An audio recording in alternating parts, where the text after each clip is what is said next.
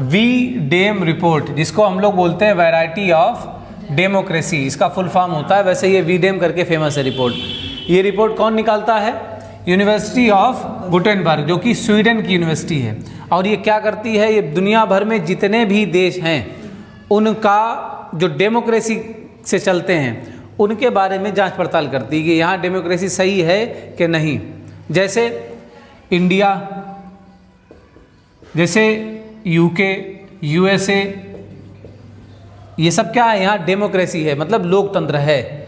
Saudi Arabia, यहाँ पर लोकतंत्र है? नहीं है।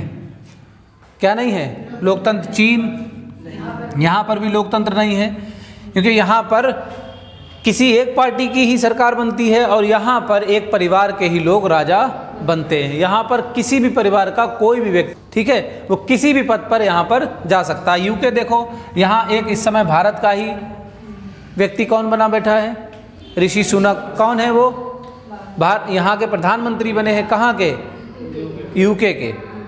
यूके एक ऐसी जगह है जिन लोगों ने भारत में राज्य किया। आज भारत का ही एक व्यक्ति वहाँ पर क्या बना हुआ है? प्रधानमंत्री बना हुआ है। यूके वाले ही भारत में जब आए थे ना अंग्रेज, तब ये लिखते थे अपने यहाँ कि Indians and dogs are not allowed, मतलब उनके ऑफिस में, उनके घरों में या उनकी जहाँ पर मीटिंगें होती थी वहाँ पर इंडियन लोग और डॉग नहीं अलाउ होते हैं। लेकिन आज ऐसी सब प्रकृति का नियम है, सब बदलाव हो गया कि एक इंडियन ही यूके का कौन है? प्रधानमंत्री, और अपना कुत्ता लेके घूमता है खूब वो। तो ये डेमोक्रेसी को जांच करती है रिपोर्ट, और जांच करने के बाद वो इंडेक्स, सूचियाँ बनाती है। दो मुख्य सूचियाँ हैं जिनसे ये पता लगता है, जो जितने नंबर ऊपर होगा वो उतना ही बेहतर है, जो नीचे होगा वो उतना ही खराब होगा। तब इसमें जो है आपकी दो हैं, एक इलेक्टोरल डेमोक्रेसी इंडेक्स, दूसरा लिबरल डेमोक्रेसी इंडेक्स। इलेक्टोरल का मतलब जहाँ पर चुनाव होता है, लिबरल मतलब उदार, जहाँ मतलब जो भी आ जाए उसको अपना लेते हैं, लिबरल लोग वो कहे जाते हैं। तो इन्होंने जो सूची जारी की है उसमें नंबर 1 पे कौन है? डेनमार्क। इलेक्टोरल डेमोक्रेसी इंडेक्स में डेनमार्क, स्विट्ज़रलैंड, स्वीडन, नॉर्वे, और लिबरल डेमोक्रेसी इंडेक्स में डेनमार्क है, स्वीडन है, नॉर्वे और स्विट्ज़रलैंड। मतलब दोनों में सबसे नंबर 1 पे कौन रहा है? डेनमार्क रहा है। और इसने ये बताया है कि पूरे विश्व में जितनी जनसंख्या कितनी है? लगभग 8 अरब है अब, है कि नहीं? इसमें से 72% लोग कैसी लोकतंत्र में रहते हैं? निरंकुश का मतलब क्या होता है? ऐसा जिसपे कोई भी अंकुश नहीं लगा सकता। मतलब निरंकुश ऐसा व्यक्ति होगा जो किसी नियम कानून को ना माने। इनमें से 28% ऐसे लोग हैं जो तानाशाही में जीवन जीते हैं। मतलब लगभग वहाँ पर क्या है?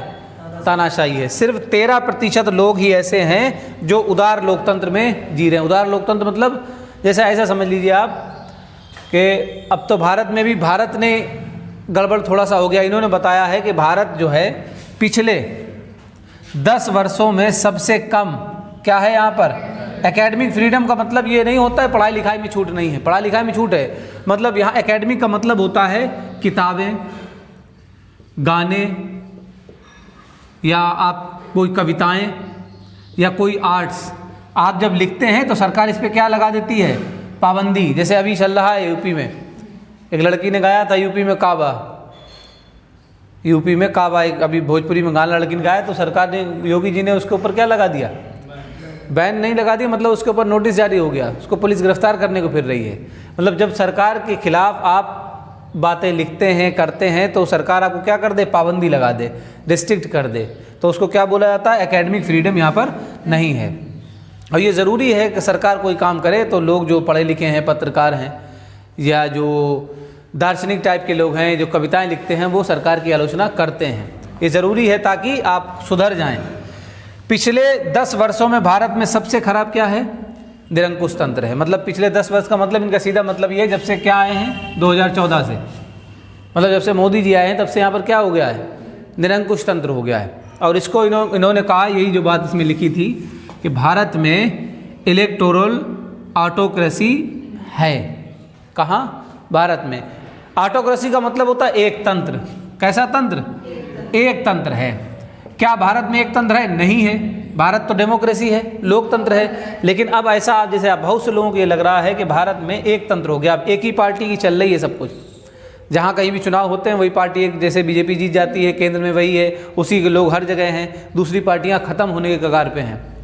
लेकिन ये सब होता कैसे? मनमानेपन से नहीं, होता कैसे है? चुनाव से। चुनाव तो होता है, लेकिन अब आदमी ये भी कहने लगा, इस समय आपने देखा कि चुनाव चाहे वोट किसी को दो, जाएगा वो उसी पे, कहते हैं। तो चुनाव तो हो रहा है, लेकिन चुनाव भी कैसा हो गया? सब एक तंत्र के रूप में परिवर्तित हो गया कि चुनाव से ही सब कुछ हो रहा है, लेकिन चुनाव भी लोगों को भरोसा नहीं रह गया। ये इनका इस रिपोर्ट में कहा गया है। और भारत इस रिपोर्ट में मालूम है कौन से स्थान पर है? 108वें। अब बताइए आप, 108वें स्थान पे है भारत डेमोक्रेसी में। इस बार इलेक्टोरल डेमोक्रेसी में भारत 108वें स्थान पर है। और भारत से कौन कौन से देश ऊपर हैं? तंजानिया, बोलीविया, मैक्सिको, यहाँ तक कि नाइजीरिया, ये भी भारत से ऊपर हैं। मतलब हम लोग बहुत निचले स्तर पर, इस रिपोर्ट ने भारत को बहुत निचले स्तर पर रखा है। दूसरी जो इनकी इंडेक्स है लिबरल वाली, इसमें भारत चौथे स्थान पर है, 97। पहले ये 93 पे था, पहले ये 100 पे था। यानी कि भारत की कंडीशन चुनाव और डेमोक्रेसी के लिहाज से कम हो गई है, घट गया है। यहाँ पर स्तर चुनाव का घट गया। अब ये सही है या गलत, ये इसको भी देखेंगे अभी, क्योंकि जैसे कि इन्होंने कहा है कि डेनमार्क सबसे ऊपर है। तो डेनमार्क की कुल जनसंख्या मालूम कितनी है? 60 लाख मान लीजिए आप। कितनी है? सिर्फ 60 लाख। यहाँ ये इतने भी देश हैं, इनमें सिर्फ एक देश की जनसंख्या जो है आपकी 1 करोड़ से ऊपर है, जिसको हम लोग स्वीडन बोलते हैं। बाकी स्विट्ज़रलैंड की 87 लाख है, नॉर्वे की 54 लाख है। और अपने यहाँ कितनी जनसंख्या है? 121 करोड़। इसमें और बढ़ा दीजिए, इतने लाख। और इनकी जनसंख्या सिर्फ 60 लाख।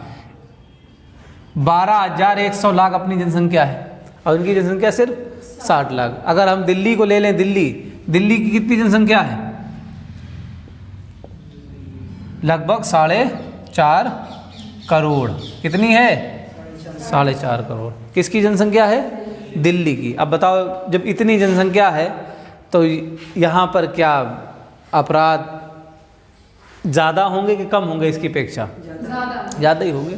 तो भारत की बहुत बड़ी जनसंख्या इस हिसाब से भी, और दूसरे अभी यहाँ पर इतना लोग जागरूक भी नहीं हैं।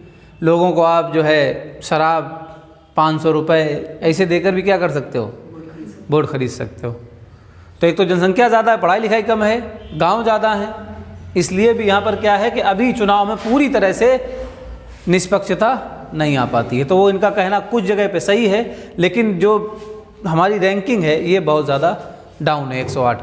बस एक ही आदमी, ये खुशी की बात यही है कि एक ही ऐसा है जो हमसे भी नीचे है, जो हमेशा नीचे ही रहा है, जिसको हम क्या बोलते हैं?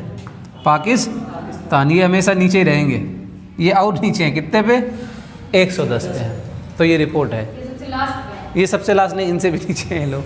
डेमोक्रेसी के अनुसार ही इन्होंने बताया कि भारत में डेमोक्रेसी का स्तर 108वें स्थान पर है। अब यहाँ चुनाव में खूब झगड़े होते हैं, मारधाड़ होती है, क्योंकि जनसंख्या बहुत है। सबसे बड़ा फैक्टर ये है, जनसंख्या बहुत ज़्यादा है। अब पूरे उत्तरी अमेरिका और दक्षिणी अमेरिका सारे मिला दीजिए, इनके टोटल जितने देश बनते हैं, सारे देशों की जनसंख्या भारत की जनसंख्या से कम होगी। समझ रहे? तो वहाँ 70 देशों में जितने अपराध होते हैं, तो यहाँ क्योंकि जनसंख्या बहुत है, जनसंख्या कम हो, 60 लाख लोगों को कैसे भी कर ले। अब दिल्ली चले जाओ, 4 करोड़ आदमी खाली वहीं है, एक शहर में हमारे। चेन्नई चले जाओ, वहाँ 1.5-2 करोड़ लोग हैं। मुंबई चले जाओ, वहाँ 1.5-2 करोड़ लोग हैं। तो इस हिसाब से बहरहाल ये हमको जानना बहुत ज़रूरी है कि भारत की रैंकिंग है 108वीं इलेक्टोरल डेमोक्रेसी इंडेक्स में, और लिबरल डेमोक्रेसी इंडेक्स में भारत की है 97। पिछली बार से घट गई है, और भारत को कहा गया है इलेक्टोरल ऑटोक्रेसी। चुनाव के द्वारा भी है क्या चीज़? एक तंत्र। मतलब वो ही नहीं, आएंगे तो मोदी ही, चुनाव तो होगा, सबको सब ये कहते हैं आएगा तो मोदी ही, तो वो उसी को बोलते हैं एक तंत्र, कि चुनाव तो होगा लेकिन आएगा वही विशेष व्यक्ति।